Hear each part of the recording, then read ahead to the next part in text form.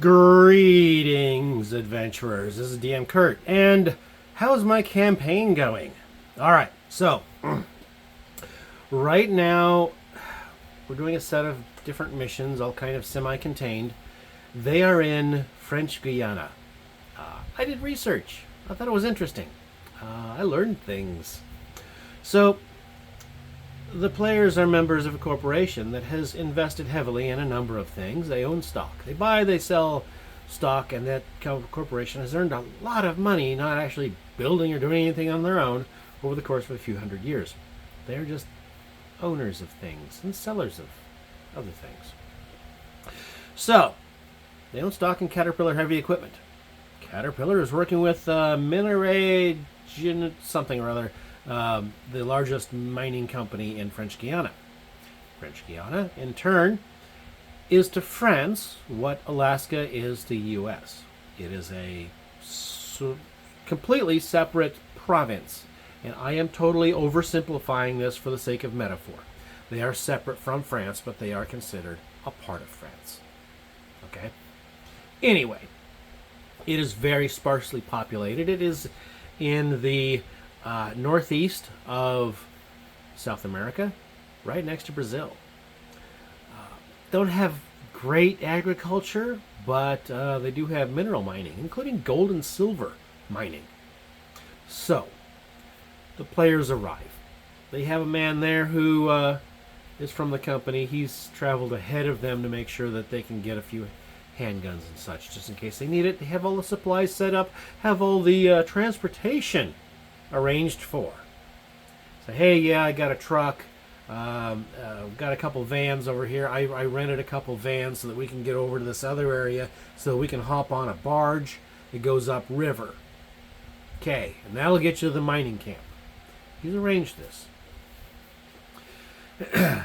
He's a non-caster, so he's low in the company. I mean, he's an other non-caster. I mean, he's a normie, whatever, a muggle. So, we're still in modern day 2024 where nobody believes that magic really exists. Well, the night before they leave, they talk to a nightclub owner who invites them to his nightclub. He's a wealthy man who owns nightclubs. He owns a casino. He owns a museum. He owns a lot of things, but he's not a openly political figure. His nightclub reeks a little bit of necromancy and abjuration. And his henchman whispers to him in French. The non-French speaking party member hears it. The French speaking one doesn't, so they have to get the translation afterwards. He whispers to his boss, "They are wizards." Okay, what's going on there?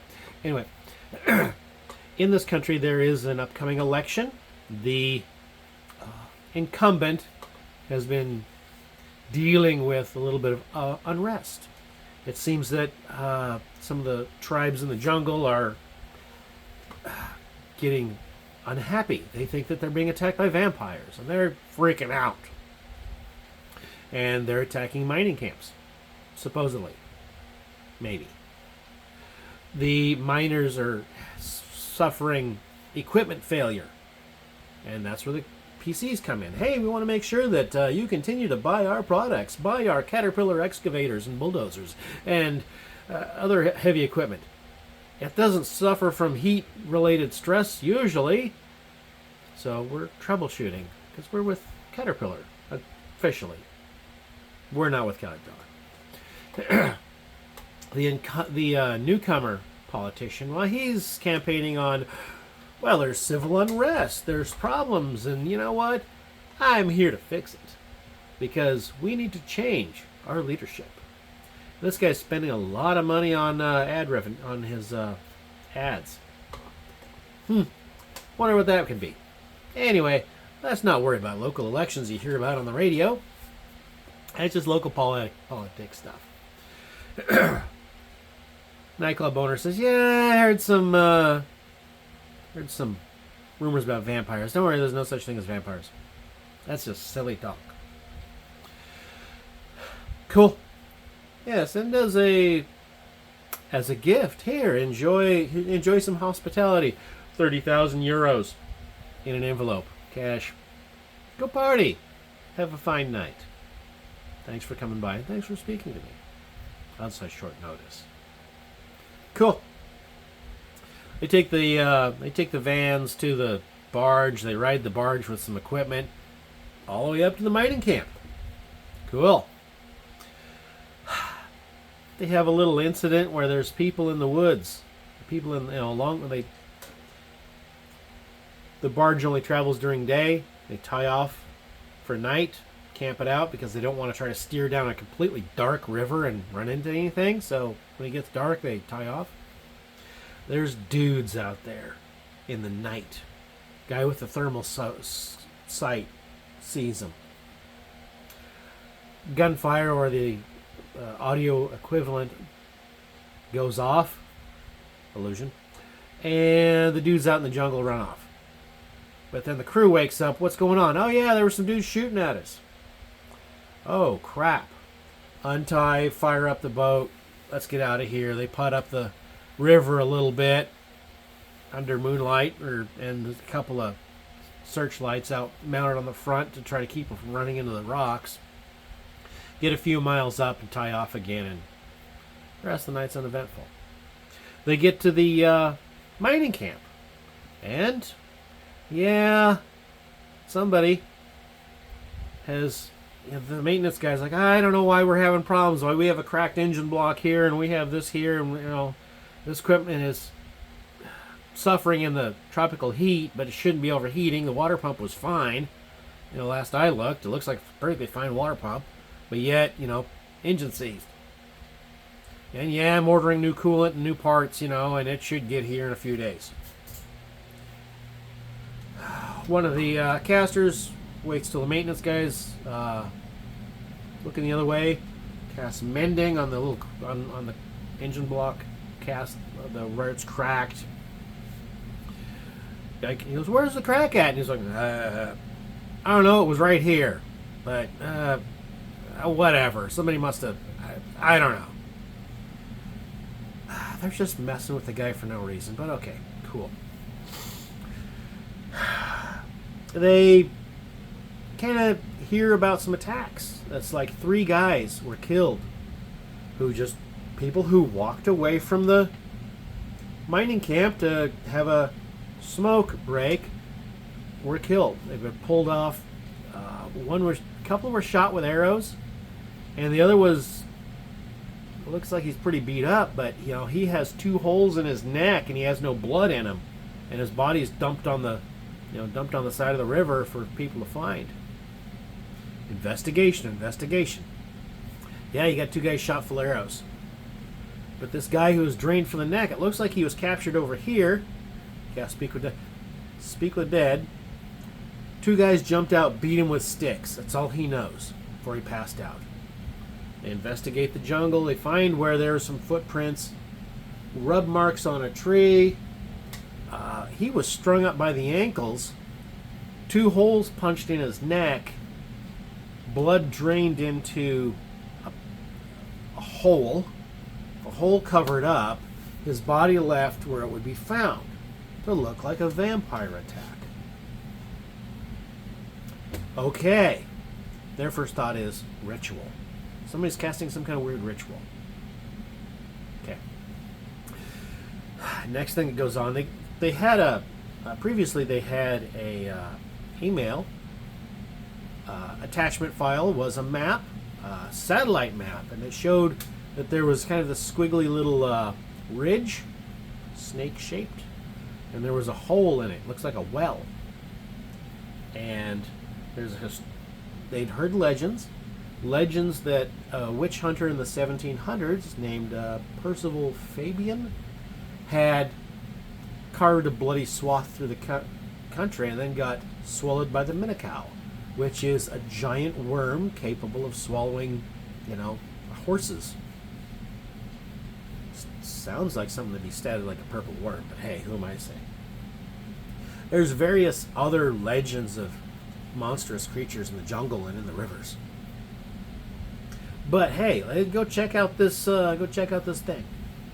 So it takes them about a day and a half. They get near in a day, and then they camp up, and then they arrive to the place in the first thing in the morning. Yeah, there's a hole in the ground there. It has a stairwell carved downward in a spiral, 40 foot deep. And I had it mapped out. I think it was about 15 foot wide, maybe a little more. One of my players is asking, oh, that's a lot of stonework. Who's going to put that much effort into stonework? Far away from civilization. Okay. They get down to the bottom. No traps. It's just a hole in the ground with stairs to the bottom. You do some investigation. There's a doorway that had been bricked over. You can just barely find that. They kick through that. There's a section of corridor about 20 foot deep. It's not big. This thing's not big at all. You can just barely get people in there. And again, they're finding more doorways bricked over. But they're just, the bricking is just inset enough to the doorway by about an inch so they can be found once you scrape moss out of the way. They find a tripwire, they avoid it. If they had tripped it, it would have been just too rusted out or just snapped and no trap set off. They find a pit trap where the stoneware had just kind of settled just enough. The way I ruled it was when their investigation roll was high enough to find it, I had to come up with a reason why they found that the floorway was a little different. I said, well, it kind of looks like it sags just a little bit and it looks a little sketchy. You walk around it, they figure out it's a pit trap. They find 2 coffins of 1700s soldiers types. Speak with dead. Yeah, we worked for the witch hunter, and one guy was shot through the head, and the other guy had died of disease or something. Okay, ask these questions. They find a shrine, French Catholic, and they had cast augury. Augury, wheel or woe. Is this going to be good or bad if we go into this hole in the ground? Answer, both. So they're still spooked. They find the final room. It has a steamer trunk that's in bad shape. A couple of books in bad shape. They're going to preserve those books as best they can, and that's going to be of historical value. There's been some historical value items that would be well placed in a museum. So they have historical value, right? Center in the room on a platform is a body under a sheet. They're freaked out. They sense necromantic and abjuration magic. They're sure it's a vampire or something worse or equally bad. They're ready to shoot it with, oh, I forgot to mention, they had been given a couple boxes of silver ammo, silver tipped bullets, by their contact, who said, hey, look, I don't know what's out there, heard some vampire rumors, but silver works against all kinds of enchanted creatures. Enchanted or unholy. Vampires, werewolves, yada, yada, yada. The party had met a local tribe, the one that had been kind of engaging with the miners, supposedly, and they had transmutation magic, kind of aura on several of them. They didn't fight them, they just wanted peace. They was like, hey, we'll give you guys some money, and just want to let you know that the mining company does not wish you any harm. And they're like, the mining company sent vampires and stuff at us. 5 of our people have been killed by vampires. We don't like that. Get your mining company out. No, it's not the mining company. We've been attacked too. Oh, really? You have? Yada, yada, yada. We had diplomacy. Awesome. I'm glad they did. Anyway, back to the tomb. They pull the sheet off. Body in fine condition, clothing, rotted. The body itself, in the clothing, turned to dust, absolute dust. More badly decomposed by twice as much almost as the other two soldiers. This is the remains of the witch hunter. Of note, he has a cutlass. It is in very good condition, non-magical. It had been coated in grease to keep the humidity off of it, so it was indeed pretty good condition. The scabbard's rotted. He had a fine gentleman's walking cane, iron at both ends, plus one club called Nightbringer that if you hit somebody, they get to make a save or be blinded for a round. Could be useful, right? And a set of leather bracers that would give you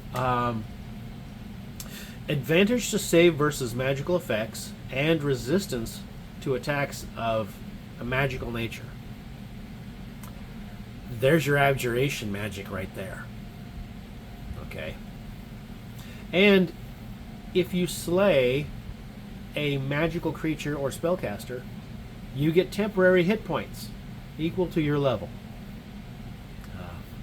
It does not stack multiple times, so if you kill 5 goblins, you still only get, or 5 ghosts or whatever, you still only get your level once. Okay, it doesn't stack and, you're level 5, you kill 5 things, you get 25. No, you just get the 5. Cool. They're happy. And as they're identifying the items and stuff, the alarm spell they cast at the entrance goes off.